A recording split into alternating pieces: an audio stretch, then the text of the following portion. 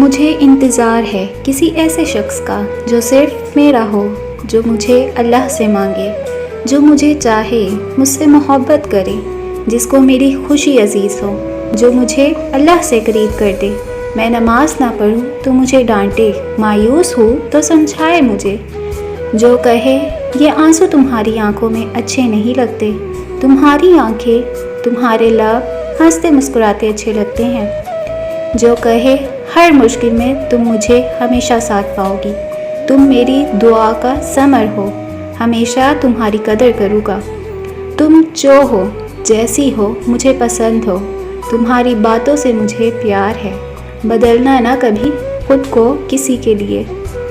तुम बस मेरी रहना, मैं तुम्हें तुम्हारे अंधेरों से निकाल कर रोशनी में ले जाऊँगा, जहाँ सिर्फ खुशियाँ होंगी। कहते हैं ऐसे लोग बहुत कम होते हैं, पर होते तो हैं ना। अल्लाह के हाथ में तो सब है। मुझे मिल जाएगा एक शख्स ऐसा जो चाहेगा मुझे शहजादियों की तरह।